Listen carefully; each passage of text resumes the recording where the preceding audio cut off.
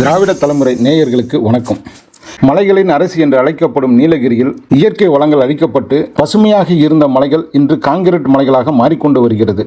இதே நிலை போனால் வருங்காலங்களில் மழை நீர் பூமிக்குள் செல்லாமல் நிலத்தடி நீர் மிக அளவில் பாதிக்கப்பட்டு நீலகிரி ஒரு வறண்ட மலைகளாக மாறக்கூடிய சூழ்நிலை, அதனுடைய இயற்கை எழில் அனைத்தும் அழியக்கூடிய நிலையில் உள்ளது. இது எப்படி இவ்வாறு நடக்கிறது? இதை ஏன் தடுக்க வேண்டிய மாவட்ட நிர்வாகமெல்லாம் கண்டுகொள்ளாமல் இருக்கிறதா என்று நாம் பார்ப்போம். முதலில் நீலகிரியில் அதிகமாக மழை பெய்கிறனால பேரிடர்கள் ஏற்படுறதுனால இங்கே இட்டாச்சி, குப்பட்டா போன்ற கனரக வாகனங்கள் பயன்படுத்த தடை விதிக்கப்பட்டுள்ளது. இங்கே மண்ணை இந்த இது போன்ற வாகனங்களை கொண்டு மண்ணை எடுப்பதற்கோ அல்லது பாறைகளை உடைப்பதற்கோ அனுமதி மறுக்கப்பட்டுள்ளது. இந்த நிலையில் விவசாயிகள் மிகப்பெரிய அளவில் பாதிக்கப்படுறோம், எங்களுக்கு ஏதாவது தளர்வு செய்து எங்களுக்கு அனுமதி கொடுங்க அப்படின்னு மாவட்ட நிர்வாகத்தில் கேட்டதன் பேரில் சிறிய ரகமான குப்பட்டாவை மட்டும் இயக்குவதற்கு கண்டிஷன்களோடு அனுமதி வழங்குறாங்க. எப்படின்னா, அந்த விவசாய நிலத்துக்கு விவசாய பயன்பாட்டுக்கு மட்டும்தான் அதை பயன்படுத்தணும். மரங்களையோ பெரிய கற்களையோ அதை பயன்படுத்தி வெட்டியோ பிடுங்கி எடுக்கக்கூடாது. மண் சரிவு ஏற்படும் வகையில் மண்களை சுரண்டி எடுக்கக்கூடாது. வெறும் காடுகளில் இருக்கிற புதர்களை மட்டுமே அழித்து பயன்படுத்த வேண்டும் என்று தோட்டக்கலைத்துறையின் மூலம் இவங்க அனுமதி வாங்கி இந்த வேலைகளை செய்ய சொல்லி அதற்கு மட்டும் ஒப்புதல் அளித்துள்ளது மாவட்ட நிர்வாகம். ஆனால் அந்த ஆர்டர் வாங்கணுன்னா முதல்ல VORI தாசில்தார் அவர்களிடம் முறைப்படி இந்த விவசாய நிலம் எங்களுக்கு உரியது, இதில் எங்களால் விவசாயம் செய்வதற்கு சில ஆயத்த பணிகளை செய்வதற்காக குப்பட்டாவை பயன்படுத்தி ஆகணும், வேலையாட்கள் வைத்து செய்ய முடியாது, அதனால் நீங்கள் பார்வையிட்டு எங்களுக்கு அனுமதி வழங்குங்கன்னு கேட்கணும். அப்போ VORI தாசில்தாரெல்லாம் அதை பார்வையிடுவாங்க. அதே மாதிரி தோட்டக்கலைத்துறையிலிருந்தும் ஆய்வு பண்ணுவாங்க. ஆய்வு பண்ணி இந்த இடத்த குப்பட்டாவை பயன்படுத்தலாம் அப்படின்னு சொல்லி அந்த இடத்துல சில விதிமுறைகளையும் கொடுப்பாங்க. இப்படி தான் நீங்கள் பயன்படுத்தணும்னு சொல்லி அவர்கள் வேலை செய்யறதுக்கு எத்தனை நாட்கள் ஆகும் அப்படின்னு ஆய்வு செய்து அதற்குரிய நாட்களை மட்டுமே குறித்து ஒரு அனுமதி கடிதங்களை வழங்குகிறார்கள். இப்படி இருக்கும்போது இதை பயன்படுத்தி விவசாயிகள் நன்மை அடைகிறார்களா என்றால் ஓரளவுக்கு நன்மை அடைந்தாலும் இவர்களை விட அதிக நன்மை அடைவது யாருன்னா இந்த ஆர்டரை பயன்படுத்தி முறைகேடாக ரியல் எஸ்டேட் பண்ணுகிற மாஃபியாக்கள் இயற்கை வளங்களை சுரண்டி இந்த ஆர்டரை வைத்து விவசாய நிலங்களில் இருக்கக்கூடிய டீ செடிகளையும் மரங்களையும் மலைகளையும் பிடுங்கி எடுத்து இவங்க அதை ரியல் எஸ்டேட் பில்டிங் கட்டுறதுக்கு பயன்படுத்திட்டு இருக்கிறாங்க. அப்போ உண்மையான விவசாயிக்கு ஒரு நன்மை அடையணுங்கிறதுக்காக கொடுக்கப்பட்ட ஒரு சலுகை இதை இந்த மாதிரி ரியல் எஸ்டேட்டுக்காரங்க பண்ணும்போது அரசு மீண்டும் அதை தடை செய்தால் அதில் பாதிக்கப்படுவது விவசாயிகள் மட்டும்தான். இதை விவசாய சங்கங்கள் புரிந்து கொண்டு நீங்களும் இந்த மாதிரியான தவறுகள் செய்பவர்களை தடுக்க வேண்டும் என்பது தான் நம்மளோட கோரிக்கை. அடுத்தபடியாக இதில் நவீன முறையில் முறைகேடு பண்ணுறாங்க. எப்படின்னு கேட்டால், இவர்களுடைய நிலம், அதாவது வேலை செய்யக்கூடிய ஒரு இடம் இருக்குன்னா அந்த இடத்துக்கு அனுமதி வாங்கிடுவாங்க.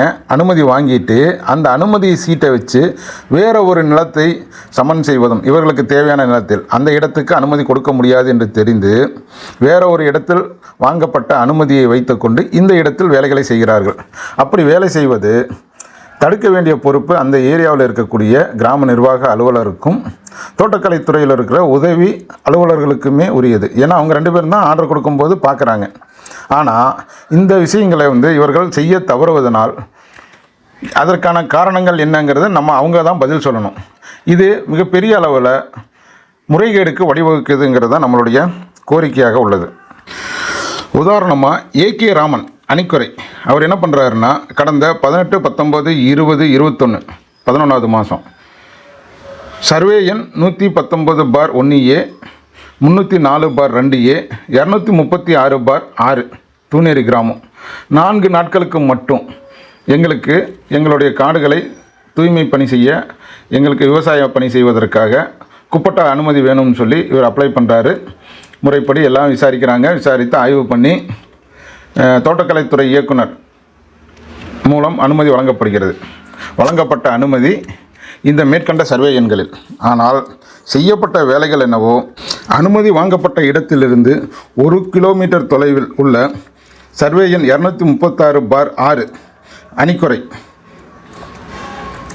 அருகில் உள்ள ஒரு தனியார் மெட்ரிகுலேஷன் பள்ளியின் எதிரில் உள்ள மலையில் அனைத்து வேலைகளையும் செய்து மலைகளை வெட்டி குடைந்து பணிகளை செய்துள்ளார்கள்.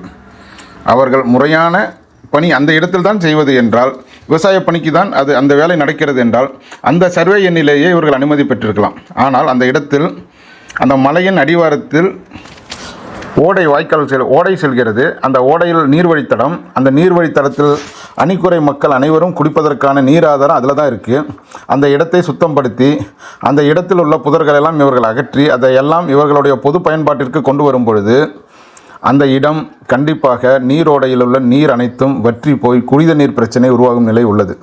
இதையெல்லாம் இப்போ தெரியாது, இனி போகிற காலங்களில் தண்ணி வற்றி தண்ணி இல்லாமல் போகும்போது தான் அந்த மக்களுக்கு அதனுடைய வழி என்னங்கிறது தெரியும். ஆனால் இதை தடுக்க வேண்டிய அல்லது இதை பாதுகாக்க வேண்டிய கிராம நிர்வாக இவற்றையெல்லாம் பார்த்து கொண்டு அனுமதி அளித்து கொண்டிருக்கிற கிராம நிர்வாக அலுவலர், வருவாய் ஆய்வாளர் மற்றும் வட்டாட்சியர் மீதும், அதே போல் தோட்டக்கலைத்துறையில் இருந்து இவற்றை கண்காணிக்க வேண்டிய பொறுப்புள்ள அலுவலர் மீதும் தகுந்த நடவடிக்கை எடுத்தால் மட்டுமே இது போன்ற தவறுகள் தடுக்கப்படும் என்பதே நம்மளுடைய கோரிக்கையாக உள்ளது. ஒவ்வொரு வருவாய் கிராமத்திலும் அந்தந்த கிராம நிர்வாக அலுவலர்கள் அங்கேயே தங்கி 24 மணி நேரம் பணி செய்ய வேண்டும் என்பதே அரசு ஆணை. ஆனால் இதை யாரும் இப்போது கடைபிடிக்காமல் இருப்பதும், அவர்கள் வேறு ஒரு இடத்தில் இருந்து கொண்டு இந்த கிராமங்களை கண்காணிப்பதும் இவற்றில் நடக்கும் முறைகேடுகள் மிக அதிக அளவில் நடப்பதற்கு வழிவகை செய்து கொண்டிருக்கிறது. இவற்றை தடுத்து ஒவ்வொரு கிராம நிர்வாக அலுவலர்களும் அந்தந்த கிராமங்களிலேயே தான் குடியிருக்க வேண்டும் என்ற அடிப்படை விதியை கடைபிடித்தாலே இவற்றில் பாதி பிரச்சனை சரியாகிவிடும் என்பதே நம்மளுடைய வேண்டுகோளாக இருக்கிறது. மாவட்ட நிர்வாகம் இதை கருத்தில் கொண்டு நடவடிக்கை எடுத்து இது போன்ற முறைகேடுகளை தடுக்க வேண்டும் என்பதே விவசாய சங்கங்களின் கோரிக்கையாகவும் பொதுமக்களின் கோரிக்கையாகவும் சமூக ஆர்வலர்களின் கோரிக்கையாகவும் இது திராவிட தலைமுறை பத்திரிகையின் கோரிக்கையாகவும் உள்ளது. நடவடிக்கை எடுப்பார்களா? பொறுத்திருந்து பார்ப்போம்.